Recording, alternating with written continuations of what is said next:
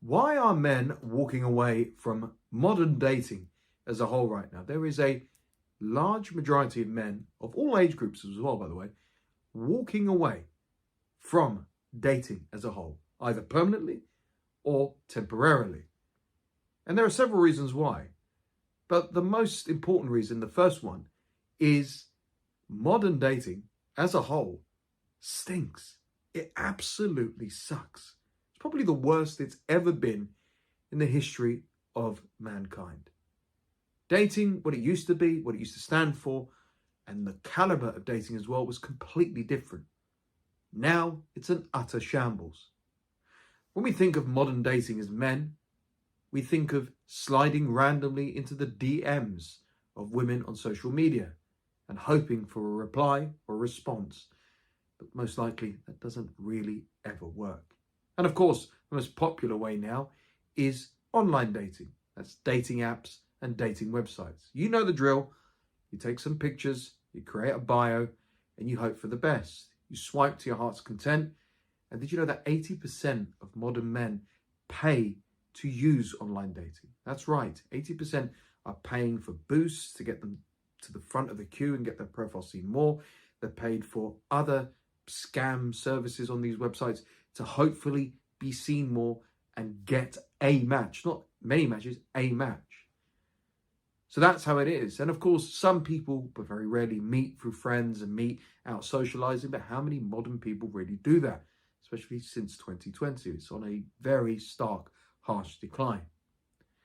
It sucks because a man just wants to go out on a date with a woman. Maybe to sleep with her, maybe to have a hookup, maybe to have a relationship, maybe to meet the love of his life. Just as women want the same. Ironically, men and women want the same needs. Maybe when they come together, they might want different things, but most men and women want the same thing. But of course, it's become overly complicated. Now the average modern man might not get a date for months or may not get a date at all, even if he's paying for these services. And if he does get a date, he's euphoric. He gets the phone number, they talk, he assumes everything's going to go well. He turns up to the venue and maybe she doesn't turn up at all, so he gets ghosted. Maybe she looks nothing like her pictures. Maybe her personality in person is incredibly different to her personality that was over the phone. Now he's bitterly disappointed, he's dressed up, he's told everyone, he's excited, and he goes home miserable and thinking to himself, I've got to go through all of that again. Sometimes it can take up to 3 to 6 months for a man to get one date. And if that's his dating experience, and there's only 2 of those a year, think about how tragic and desperate that is for him and how that makes him perceive dating and women as a whole. But there's other reasons why they're deciding to walk away, either temporarily for a detox from dating, 6 months to 12 months or 2 years, or permanently by living as bachelors and being completely out of this dating game as a whole. And the first reason is obviously the unrealistic high standards set by women and society. You know the drill. Men are supposed to be over 6 feet tall. Men are supposed to earn over 6 figures. Men are supposed to have 6-pack abs and muscles. Men are supposed to look incredibly aesthetic and handsome. Men are supposed to never answer back, and so on and so on. So with women believing that they are better than what they are, being sold a lie that they are better than what they are, they filter out a large majority of men, old and young, and they go for the top men. These men may have the pick of the litter and may go over a lot of dates, but what about the 80%, 90% of men who are being completely ignored, isolated by society, dating apps that they are paying for?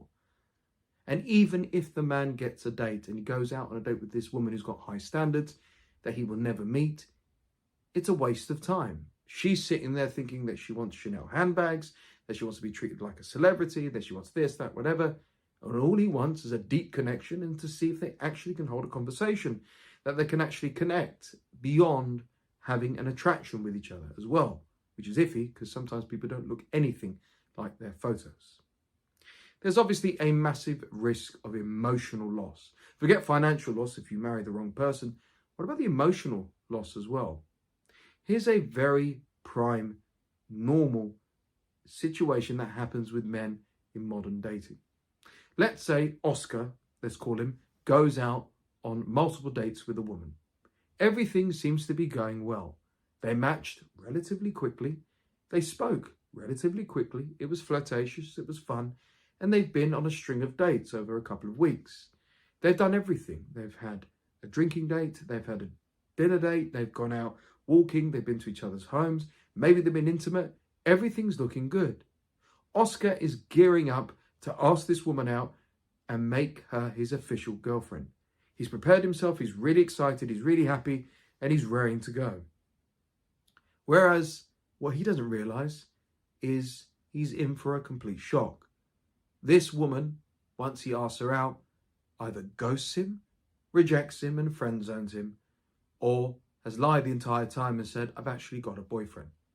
So he's invested weeks or even months of his precious life and time and energy and money, of course, into a woman that was never, ever going to take him seriously. What was the point in dating? He's wasted his life. He can't take that life back. He can't take that time back. He can't get his money back either.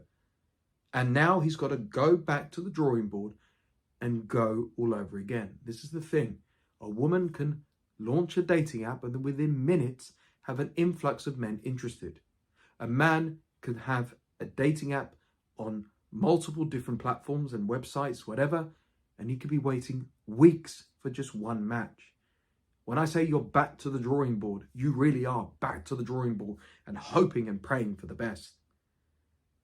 But men are also walking away to preserve their mental health and for self-care as well. There are so many men out there who get rejected for no reason. It's a very, very common thing.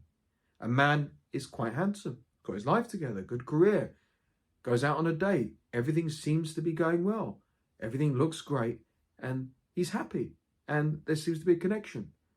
But the next thing you know is he gets ghosted, left on red, or be told that there's nothing between them or that she's not interested, whatever. Where did he go wrong? He said everything right. He did everything right. He spirals because he doesn't feel like he's got any self-worth. He overthinks and overanalyzes every statement, every step of the way of this dating experience, hoping and praying that there's one answer to where he went wrong, when actually he didn't go wrong at all. It was the wrong woman. And she sold him dreams, and she sold him the wrong experience because she wanted to make herself feel better about herself and have that validation. She's not the enemy, by the way, because you can never be good enough for the wrong person. But men are walking away because they do not want to let their walls down and be vulnerable and be hurt and risk having rejection for giving their authentic, true self and getting nothing back in return. That's why they're walking away, because how else can they do it? Dating is dangerous. Dating is risky in many different ways. But if you want to preserve and prioritize your mental health first, before you go back out into that dangerous, treacherous, unpredictable dating world, be my guest, because a lot of men are doing that. And lastly, there's a mistrust due to past experiences. How many men have let their walls down, dated women, and be cheated on by these women? How many men have risked it all, spent a fortune on dates, only to go out with women who are gold diggers and just wanted to get free meals? How many men go on date after date after date after date and get friend zoned and rejected and left on red constantly, no matter where these women are from, what they say, what connection they have, doesn't matter. Those past experiences, those PTSD moments, that trauma has affected him. And then once he's trying to juggle his job, his career, his businesses, his family, his pets, his bills, his expenses, his goals, his fitness, his friendships, his travel, whatever it is, he can't deal with this as well.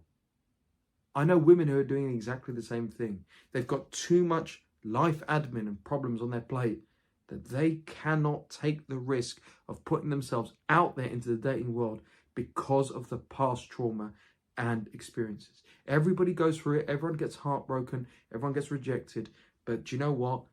There are too many bad stories and bad experiences going on at the moment that are outdoing the good. That's because of a wide variety of reasons: mental health issues, the internet, agendas, society as a whole.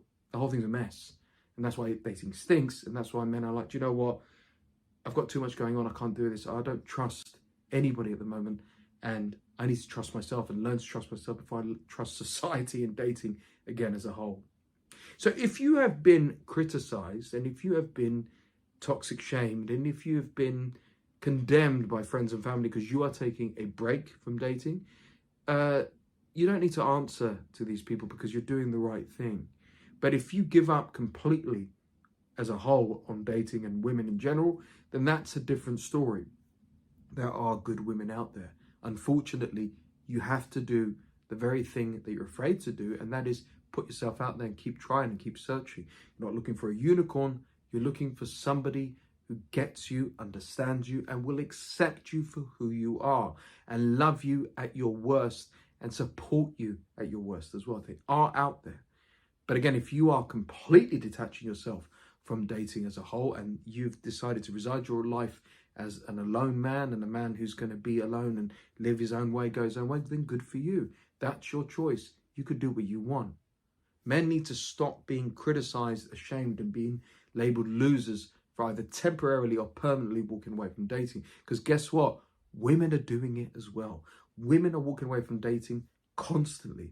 And when this keeps going on and keeps spiraling, that's when modern dating will be finished. And some sort of great reset will happen where we'll go back to traditional dating values, traditional dating as a whole, and maybe, just maybe, we'll start coming together as men and women in a healthier, more effective, more powerful way that is desperately, desperately needed and desperately overdue as well.